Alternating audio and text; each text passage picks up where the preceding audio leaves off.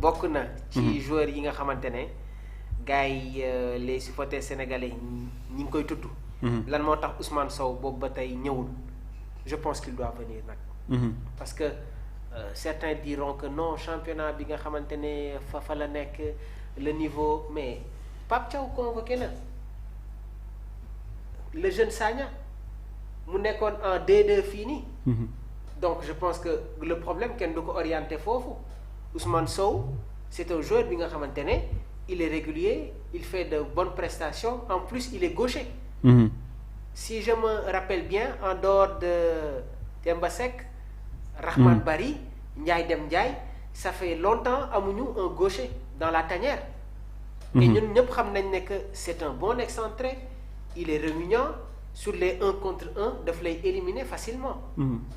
léegi nag question bi may poser mooy bof les entraîneurs n'opèrent pas trop de changements ils ne font pas trop d'intégration à l'approche d'une CAN wala d'une compétition mais ak blessure yi nga xamante ne tey jii nii am nañ ko. bien vrai que ils vont être là. une liste de 28 joueurs un jeune comme Ousmane Sow. il peut bel et bien faire partie des joueurs yi nga xamante ne war nañu dem fële nga xamante ne moom mooy ca Maroc. léegi nag il est victime d'insultes racistes lors d'un match de Coupe de Pologne ki nga xamante ne moom mooy l'ancien attaquant de la Mannschaft. Lukas Podolski. avec la génération ñoom Philippe Lam. ñoom Miroslav Klose. ñoom Jérôme Boateng ñoom Schweinsteiger. donc cette belle génération. Podolski mi ngi football ba tey. mi ngi dans le championnat polonais c'est le coéquipier de Ousmane Sow. léegi nag Ousmane Sow ci match de 8e de finale bi nga xamante ne football na ko il a marqué 2 buts.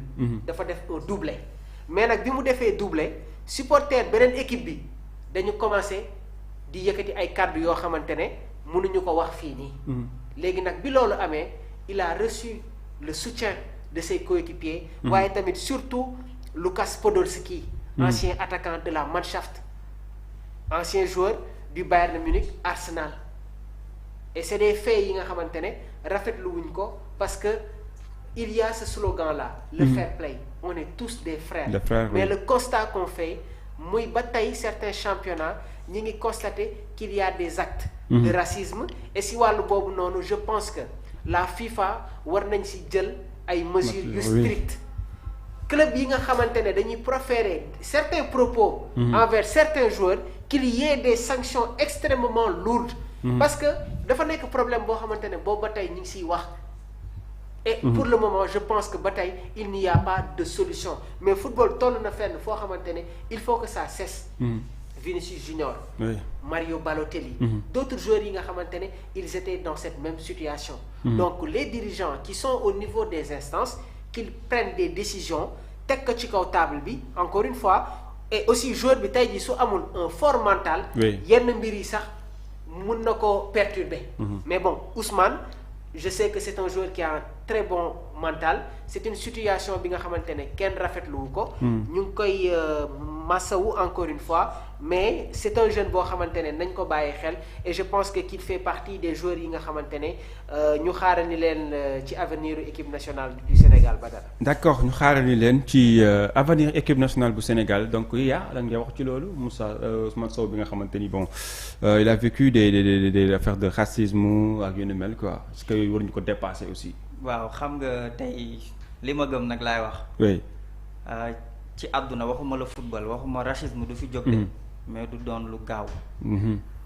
ndax dafa doon mbir mi nga xamante ne dafa dépassé jëmm ci. mooy connexion la bi nga xam ne dafa dox diggante tubaab bi ak der bu ñuul bi. ndax boo nekkee métis wala nga nekk noir rek nu ñu lay considérer. bu ñu la boo leen amalee njariñ. ñoom ci sa côté loolu mën na bañ a feeñ. mais bu fekkee da ngeen di face à face def jéego nii yéen ñaar ngeen di jëflante. toutefois ñoom dañuy wone seen frustration envers toi mën nañ la saaga mën nañ la wax lu ne mën nañ bind itam won la. mais Ousmane Sow comme ni ko Mamour waxee actuellement championnat bi nga xamante ne fa la nekk. moom mooy 2e meilleur buteur. donc c'est un jeune joueur bi nga xamante ne intégration équipe nationale du Sénégal lu ñu soxla la. waaye Badara pour revenir un peu ci sa question bi. racisme ci football du fi gaaw a jug. même bu ñu defee ay sanctions yu rëy a rëy boo xoolee. Espagne moo nga fa Vinicius dund na ko. yeneen championnat yeneen ak joueurs yi gën a mag yàgg nañ ko dund. ay Balotelli ñeneen ak ñeneen. mais ban championnat tey jii nii peut-être mën na bañ a feeñ à 100% mooy Angleterre. mais à part boobu yeneen championnat yi ngay gis yëpp munoo dawal 1 mois wala 2 mois te gisoo benn joueur bi nga xamante ne day dund situation bi ni mel. muy UEFA ak muy FIFA muy CAF ñi nga xamante ne ŋànk nañ football yëpp. bépp décision bu ñu mën a jël ci mbir mu nu mel mooy ñu sanctionner entraîneur sanctionner joueur. sanctionner supporter loolu du fi gaaw a jeex loolu moom man maa la ko wax. d'accord donc merci beaucoup j'espère que mën nañ dem ci dernier point bi parler un peu ci li nga xamante ni moom moo jëm Mamour ci côté.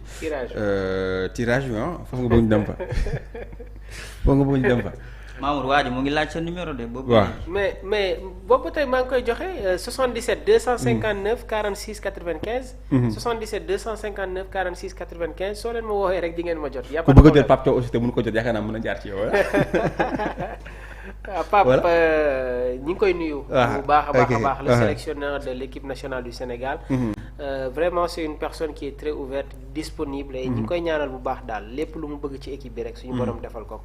d'accord donc di dem ci dernier point bi donc mu jëm ci mbirum tirage yi nga xamante ni war nañ ko amal tirage au sort ci coupe du monde bu 2026 mu mel ni que ni pour le moment Pape Thiaw ma nga foofee ca États-Unis. Washington waaw donc il est attendu demain à Washington DC donc suba nag ñu fas yéene assister au tirage de la prochaine coupe du monde déjà rek il y a 42 nations déjà qualifiées ñi ngi xaar ni aussi.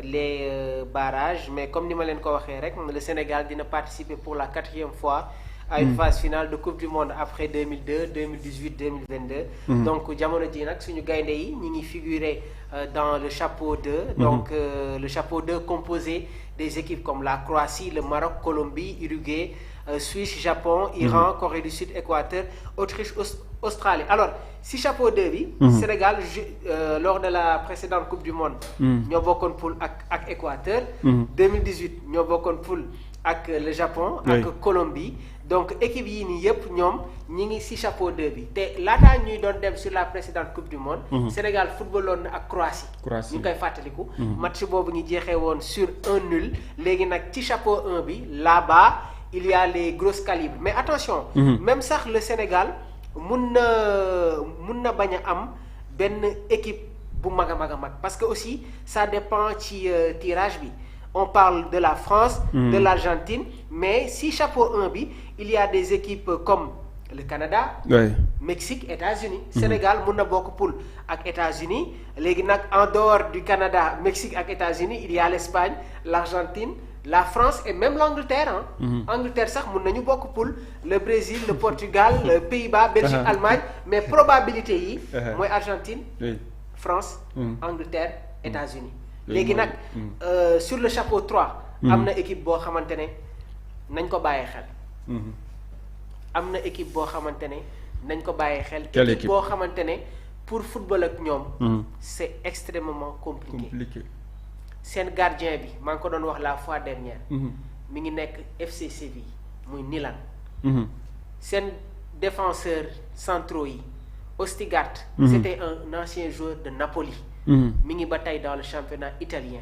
il y a Ayer bi nekk Brentford un joueur polyvalent il fait 1m96 capable d'évoluer comme arrière droit wala au niveau de l'axe central ñoom ñaar ñooy former la paire équipe bi nga xamante ne moom mooy Norvège comme arrière gauche ils ont Wolf mooy arrière gauche bu Wolverhampton foofu la nekk comme arrière droit ils ont Rayson joueur du Borussia Dortmund léegi nag ñoom si seen schéma tactique par moment da nga leen di gis ñuy football en 4-4-2 wala en 4-3-3 si ils n'ont pas Martin Odegaard dañuy jouer avec un schéma 4-4-2 su Odegaard gi ñëwee il joue avec un schéma 4-3-3 Berge milieu de terrain de Fulham ak Patrick Berg bi nga xamante ne tamit moom il est dans le championnat du Norvège Odegaard moom mooy nekk seen kanam léegi nag si seen côté yi ils ont de l'explosivité Antonio Nusa bi Leipzig Sorloth bu Atlético Oscar Bob bu Manchester City ak Erling Haaland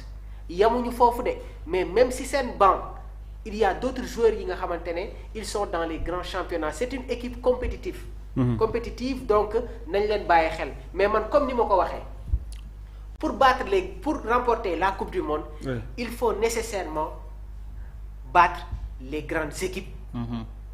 Ghana jox nañu exemple bi. Le Maroc jox nañu exemple bi. Et tey jii ci biir équipe bi nous disposons des joueurs yi nga xamante ne ils sont dans les grands clubs et sont confrontés à toutes les formes d'astuces tactiques. Et une Coupe du Monde quand le niveau est relevé foofu nag tout ce qui est technique foofu moom lay gënee feeñ mais man Yaya